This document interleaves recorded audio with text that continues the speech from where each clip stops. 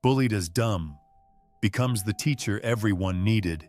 He was mocked, labeled as dumb, and failed exam after exam. Teachers gave up on him, classmates laughed at him, and failure followed him everywhere. But what no one expected was that this boy, broken, ridiculed, and left behind, would rise again.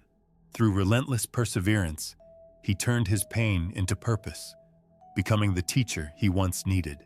This is not just a story of survival, but of transformation. A reminder that failure is not final. It is the fuel that builds strength, compassion, and unshakable resilience.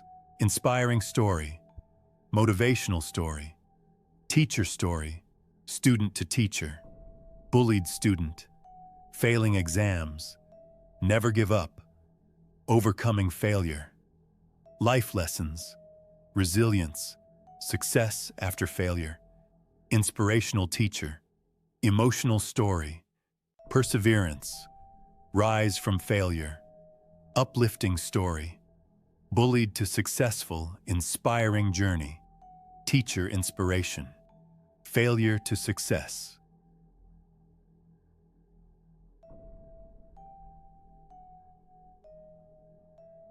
The word stupid hit him like a stone hurled across a crowded classroom.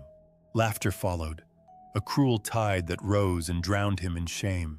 His teacher looked away, her silence cutting deeper than the insult itself.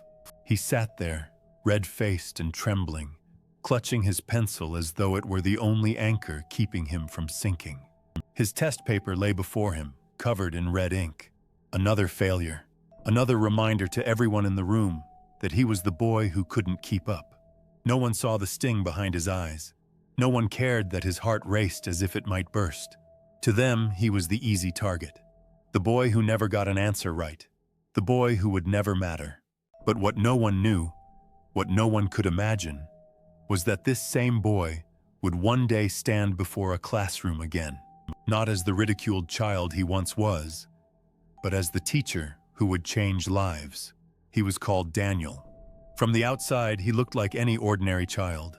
Lanky, quiet, with a gaze that often drifted beyond the classroom window. But inside, Daniel carried a storm. He wanted to learn. He wanted to understand. Yet numbers blurred, letters twisted, and sentences slipped through his grasp like water through his fingers. Every exam brought the same sinking feeling, every grade the same verdict: failure. Failure was not just written on his report cards, it was carved into his identity. His classmates reminded him of it daily, sometimes with whispers, sometimes with laughter sharp enough to wound. Even adults, those who were supposed to guide him, grew tired of his struggle. One teacher muttered under her breath, "He'll never make it." Another sighed and shook his head, marking a 0 before even looking up. Failure became Daniel's shadow, and yet there was something in him, something unbreakable, that refused to vanish. At home, nights stretched long. The house was small, walls thin enough for Daniel to hear his parents' quiet arguments over money and the weight of disappointment. He would sit at his desk with a dull pencil, staring at pages he couldn't decode, while the muffled voices of worry pressed against his ears. Sometimes he cried quietly, head buried in his arms, afraid the sound would betray him. Sometimes he clenched his fists until his nails cut into his palms, whispering to himself, "Why can't I get this right?"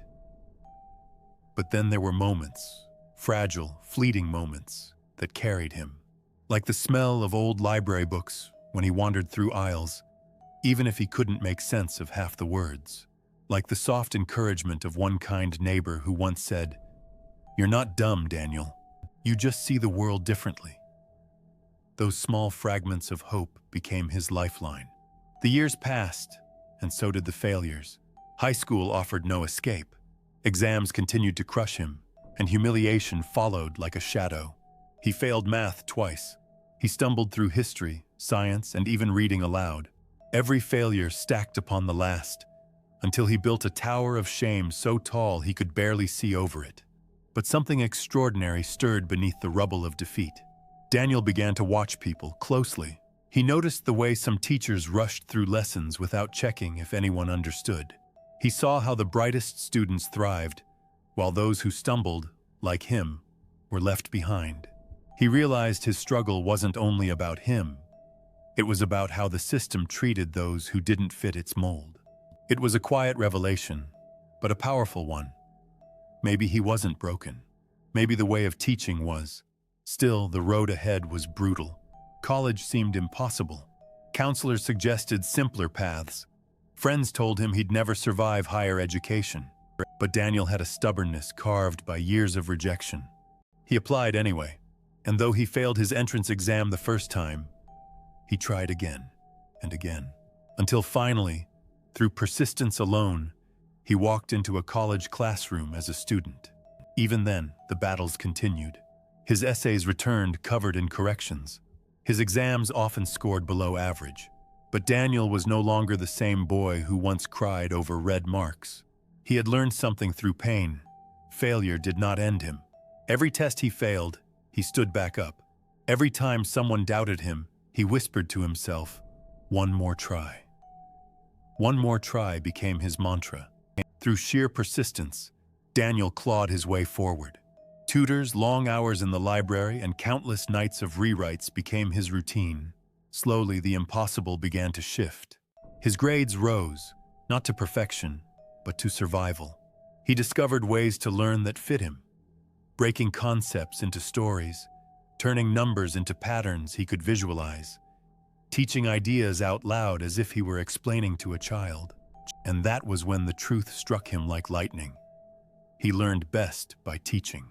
The boy once labeled dumb realized he had the gift of explaining things in simple human ways, ways that made sense, not just to him, but to others who struggled. His weakness had been his hidden strength all along. Graduation day came. No one cheered the loudest for Daniel, but he stood there, cap and gown trembling on his shoulders, knowing that each step across that stage carried the weight of every failure that almost crushed him. He did not walk alone. He carried with him every insult, every red mark, every night of tears, and he carried them as proof that failure was not final. Daniel chose to become a teacher. The first time he stood before a classroom, he felt the old fear stir inside him, the memory of eyes staring, of laughter waiting to erupt. But this time he was not the broken boy. He was the guide, the one who understood the quiet agony of students who felt invisible. When his students failed, he did not mark them with shame. Instead, he sat beside them, speaking softly. "I know this feels impossible. I've been there, but failure is not the end. It's only the beginning of understanding." His words carried weight because they were not theory. They were lived truth. Years passed. Daniel became known not for strictness or high scores, but for something rarer: compassion. Students who once hated school found hope in his class. Parents whispered of him as the teacher who made their children believe in themselves again. Colleagues saw in him a quiet fire, the kind that could not be extinguished. And once, during a school assembly, he overheard a student whisper, "He's the reason I didn't give up." In that moment, the boy who once believed he was nothing felt the truth echo within him. He had become the teacher he once needed. There are stories that break us, and there are stories that heal us. Daniel's was both. He carried the scars of humiliation, but he turned them into tools of empathy. He carried the weight of failure, but he transformed it into lessons of resilience. And when asked about his journey, he would often say only this: "I was called stupid. I was told I would never make it. But I learned that failure is not final. It is fuel. And today, I teach, not because I was perfect, but because I was broken, and I chose to rise." The crowded classrooms that once silenced him now stood in awe of him, not because he had all the answers, but because he gave his students something far more powerful: belief. And in the quiet moments, when the hallways emptied and he was left alone with the echo of his footsteps, Daniel would pause by the windows and look out, just as he once did as a boy. But now, the view was different. Now, he no longer felt like the boy trapped outside of understanding. He felt like the man who had finally stepped inside his purpose. Failure had once defined him. Now it was his greatest lesson. Because Daniel proved, through every scar and every triumph, that failure is never the end. It is the beginning of a new story. And sometimes, those who fall the hardest rise to become the ones who lift others higher than they ever dreamed. Stories like Daniel's remind us that the labels others put on us are not the truth. Failure is not the end of the road. It is only a chapter in the story of becoming who we were meant to be.